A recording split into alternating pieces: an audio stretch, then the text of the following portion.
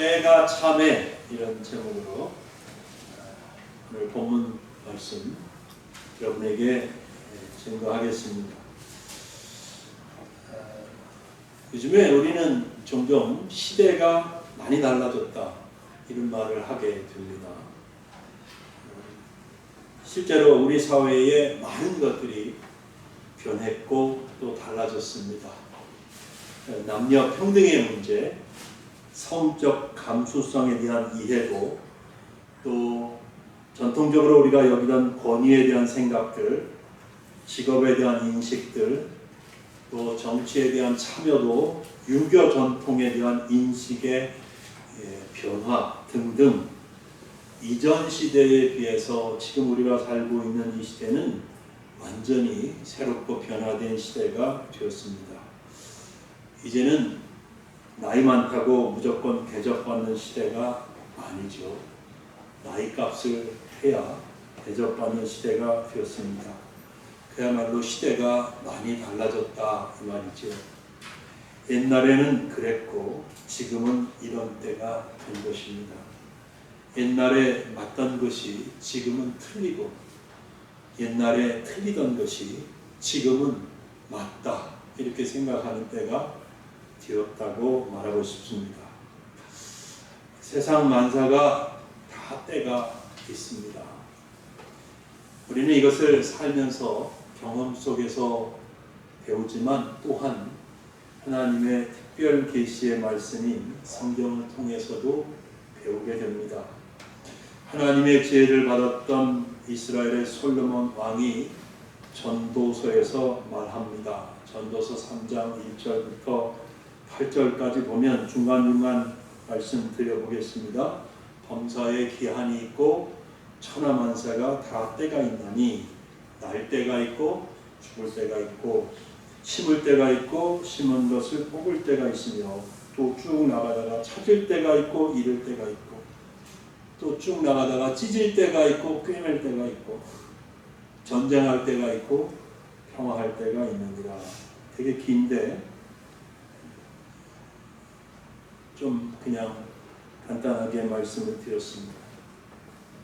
이러한 모든 때는 누가 정합니까? 창조주이시며 주권자이신 하나님이 정하십니다. 우리 인생의 모든 때는 하나님의 뜻에 의해 결정이 됩니다. 하나님이 때를 정하시는 주권은 인생 개개인의 삶에만 국한되지 않습니다. 하나님은 역사의 주권자이십니다. 다시 말하면 하나님은 모든 역사의 흐름을 정하십니다. 그래서 우리가 잘 알지 못하고 넘어가는 작은 일들도 다 하나님의 주권 아래 있고, 그것은 당연하고 역사의 큰 변곡점에도 반드시 하나님의 개입이 있다는 사실, 개입이 있었다는 사실을 우리는 믿습니다. 더욱이 죄인을 구원하시는 하나님의 구원의 역사에서 하나님의 뜻을 따라 모든 것이 정해지는 것은 두말할 필요가 없습니다. 죄인을 구원하시는 방법도 또 죄인을 구원하시는 때도 모두 하나님의 주권 아래에 있었던 것입니다. 본문 4절이 그 사실을 밝히고 있습니다. 4절 말씀 보시기 바랍니다. 때가 참에 하나님이 그 아들을 보내사 여자에게서 나게 하시고 율법 아래에 나게 하신 것은, 이렇게 말씀하죠. 하나님은 하나님이 정하신 때에 하나님 보시기에 가장 좋고 적당한 때에 하나님의 아들 예수님을 보내주신 겁니다. 역사학자들은 그 당시의 역사적 상황과 또 사상 이런 것들을 말하면서 이렇게 해서 이때가 가장 하나님의 때가 좋았던 때다라고 합니다만, 여기서는 생략을 하겠습니다. 하여간 하나님의 때가 찼을 때에 하나님의 아들을 보내주셨습니다. 사도 바울은 하나님의 아들이 보내심을 받아 이 땅에 오심으로 말미암아 모든 것이 달라졌다라고 이 사실을 말하고 있어요. 구원을 받기 위해서는 할례를 받아야 한다는 율법주의자들의 주장을 반박하고 있습니다. 그리고 그 율법주의자들의 주장에 의해서 믿음이 흔들리고 있던 갈대아 교회 성도들을 바로 믿음으로 잡아주려고 하고 있는 것입니다. 바울은 시대가 바뀌었다고 말하고 있습니다. 예수님이 오신 후에 시대가 달라졌다. 모든 것이 달라졌다라고 말하고 있습니다. 사도 바울은 그 달라진 것을 하나하나 설명하기 시작을 합니다. 하나님의 아들이신 예수님이 오시기 전에 인간의 영적 상태를 어린 상속자의 비유로 설명을 합니다. 어린 상속자는 상속자죠. 상속자인 것은 맞지만 아직 그 모든 것을 상속을 받아 누릴 수 있을 만큼 성숙하지 않았다는 거죠. 그 상속을 마음대로 자유롭게 누릴 수 없는 상태라는 겁니다. 쉽게 설명을 이렇게 해볼 수 있겠습니다. 상상을 하는 거예요. 한 대기업 회장에게 어린 아들이 있다고 가정합니다. 그 아이는 회장님의 아들입니다. 그 아이는 상속자입니다. 그래서 장차 그 회사의 모든 재산을 물려받을 사람입니다. 하지만 이 아이는 아직 어립니다. 초등학생에 불과합니다. 그래서 자기 마음대로 돈을 쓸 수 없습니다. 회사를 경영할 능력이 없습니다. 운전도 못합니다. 여행도 혼자 할 수 없습니다. 이 사업의 중요한 결정들을 내릴 수 있는 그런 능력이 아직은 갖추어지지 않았습니다. 그렇기 때문에 상속자이지만 어린 아이이기 때문에 가정교사와 보호자의 지시를 따라야 하는 것이죠. 모든 것을 물려받을 사람인 것은 맞지만 현재는 자기가 아직 어림으로 주체적으로 살지 못하고 지시와 가르침을 따라야 하는 그런 상태라는 것입니다. 이것이 마치 종과 크게 다르지 않다. 이렇게 바울이 설명하고 있는 거예요. 사도 바울은 이런 비유처럼 하나님의 백성도 아직 영적으로 어린 상속자와 같았다고 말을 하고 있어요. 본문 3절입니다. 한번 같이 읽어볼까요? 시작. 이와 같이 우리도 어렸을 때에 이 세상의 초등학문 아래에 있어서 종노릇 하였더니, 그러죠.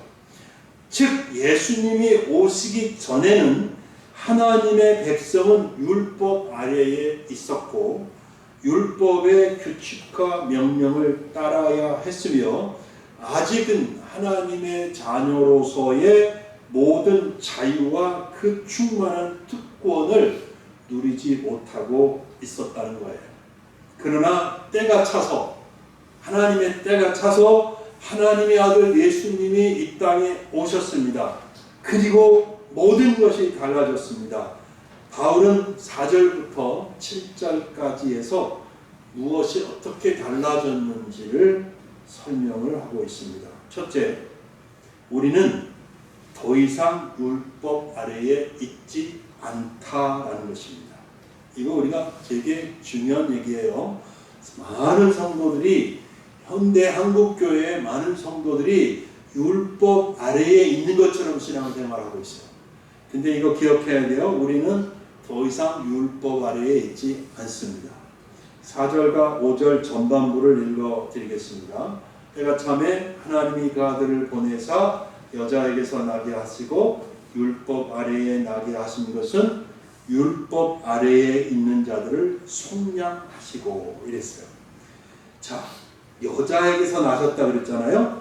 이 말은 예수님이 동정녀 마리아의 몸에 남자와 상관없이 하나님의 성령의 능력으로 잉태되어서 태어나셨다는 말입니다.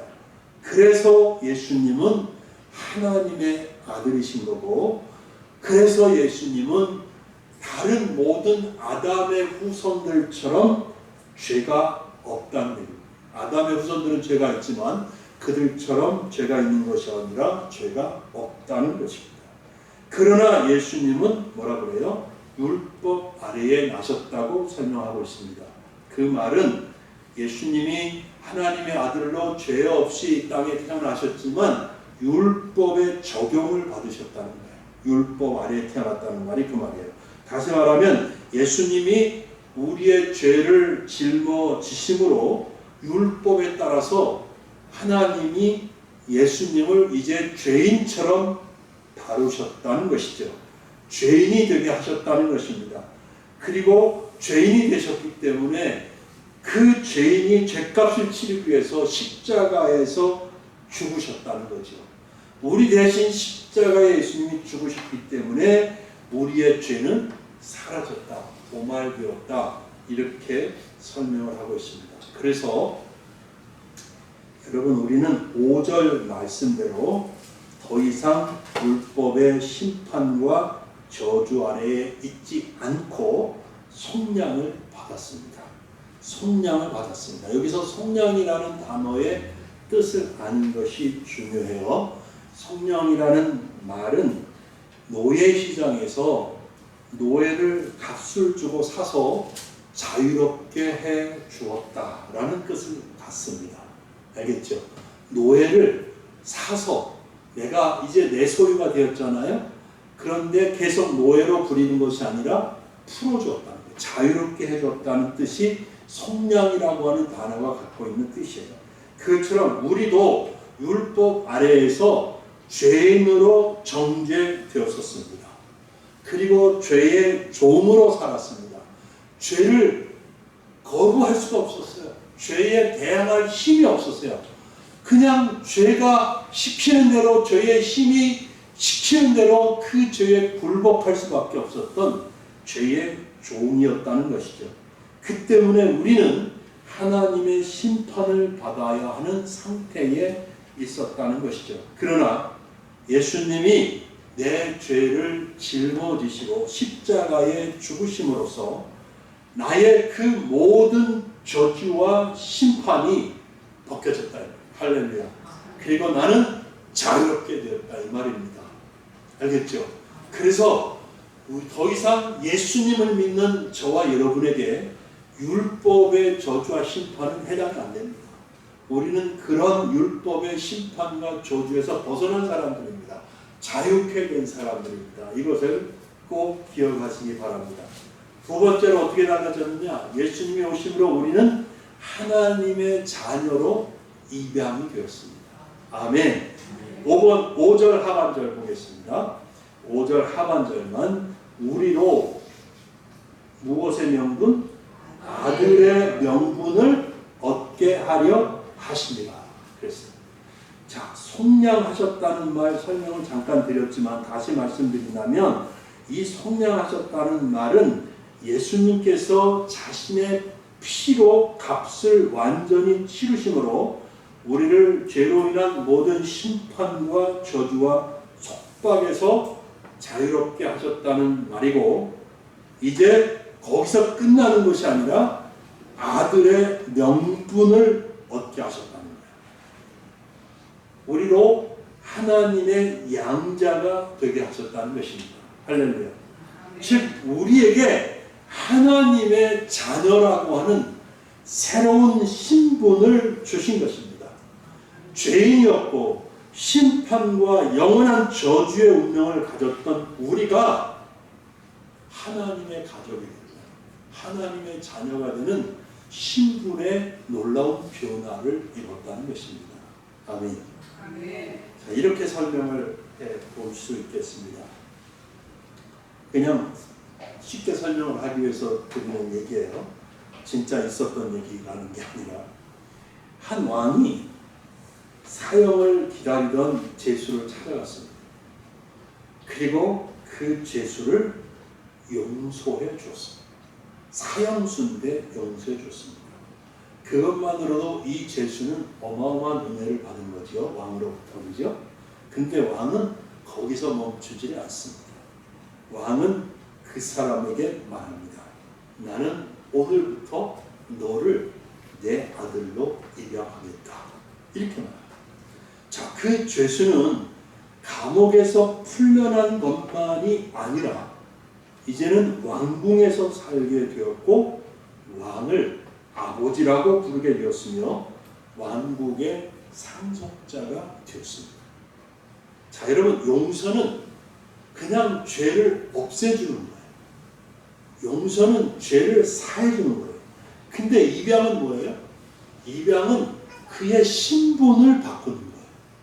신분이 바뀌는 게 입양이에요. 5절 말씀에서 사도 바울은 바로 이렇게 우리의 신분이 바뀌는 일이 예수님 안에서 일어났다는 사실을 분명히 말해주고 있는 것입니다. 죄인이었는데 하나님의 자녀가 되었다. 하나님의 가족으로 입양이 되었다. 이것입니다. 우리가 찬송가 305장 불렀잖아요. 나 같은 죄인 살리심. 영어로는 Amazing Grace 그 찬양인데, 이 노래를 작곡한 사람이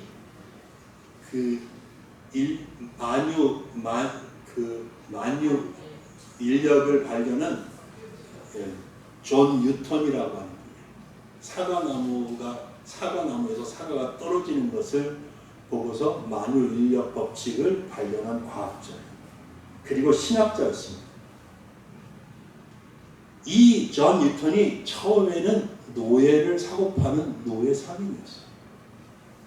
근데 그가 하나님의 은혜를 깨달은 후에 이런 고백을 했습니다. 나는 용서받은 죄인일 뿐 아니라 하나님의 자녀가 되었습니다. 아멘. 여러분은 죄가 용서되었을 뿐만 아니라 하나님의 아들과 딸이 될 것입니다.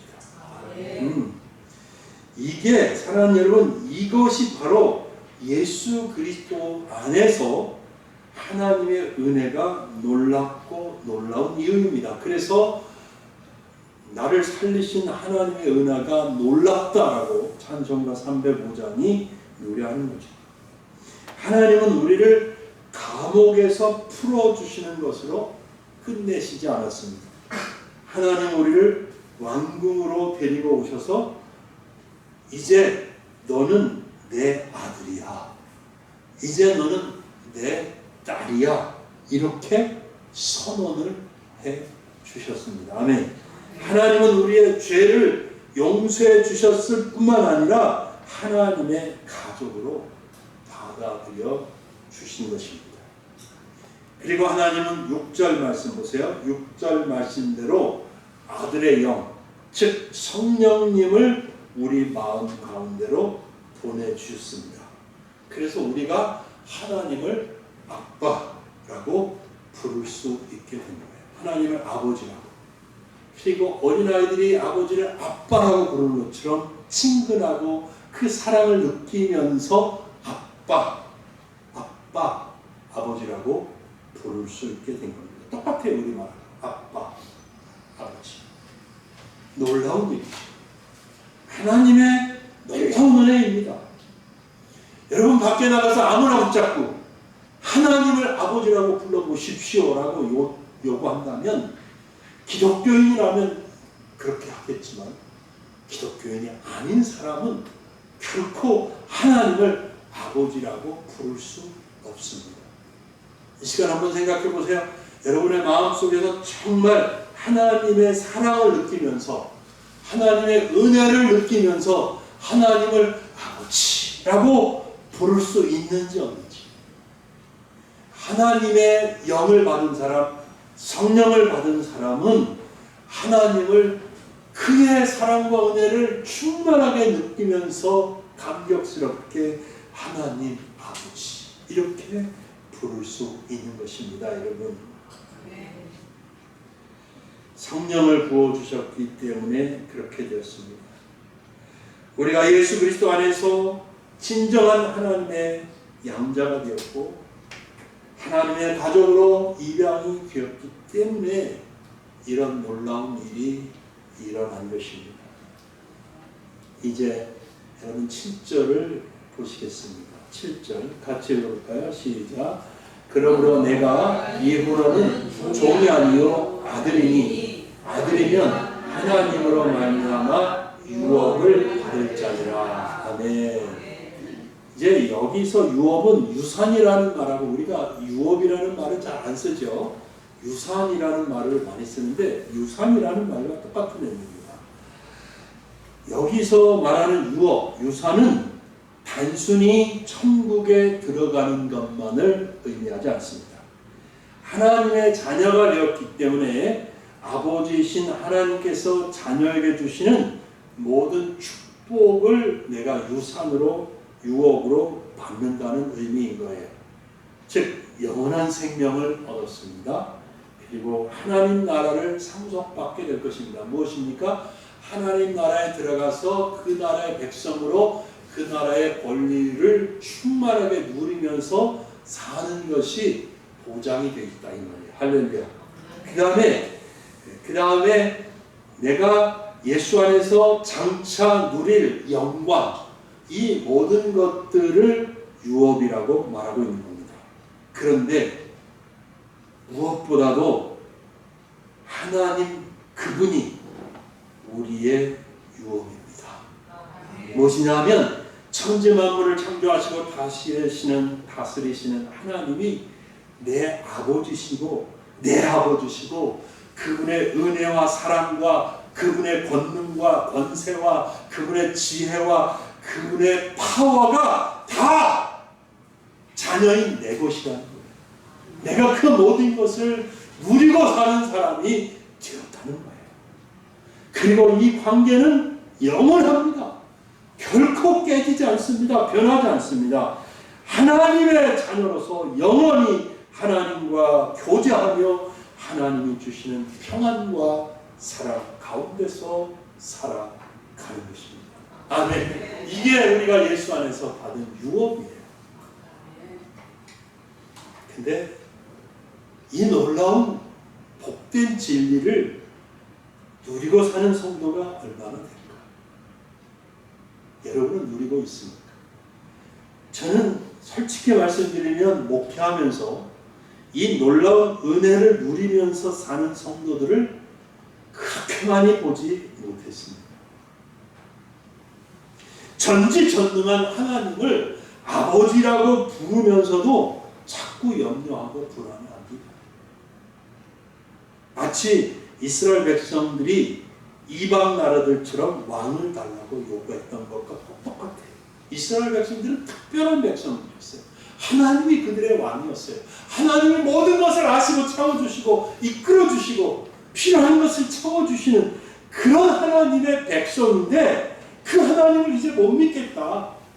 우리도 이방 나라들처럼 왕을 주세요. 그러면 그 왕이 우리를 위해서 싸워주고 우리를 보호해주시고 우리를 지켜줄 것 아닙니까? 우리도 이방 나라가 왕을 가진 것이 부럽습니다. 하나님 당신이 우리의 왕이 되지 마시고 우리에게도 왕을 주십시오 이러잖아요. 사무엘이 이 얘기를 백성들로부터 듣고 너무너무 슬퍼서 하나님 이거 어떻게 해요? 이거 도대체 이게 말이 됩니까? 근데 하나님께서 슬프시면서도 그래 그들이 그렇게 원하면 허락해 주어라 이렇게 했어요. 이런 이스라엘 백성들처럼 똑같아요. 하나님 아버지를 부르면서도 이스라엘 백성들처럼 자꾸 세상 것을 구하고 세상에 있는 것들을 의지하려고 합니다. 세상에 있는 것들이 좀 내 마음에 맞게 있으면 안심이 되고 그것들이 좀 없다고 느끼면 불안해지고 답답해지고 하나님은 아무 대답이 없는 것 같고 하나님은 아무리 기도해도 들어주는 것 같지 않고 그래서 막 여기저기 세상에 있는 것들을 찾아다니고 의지하려고 하는 것이 우리들의 연약한 믿음 아니겠습니까?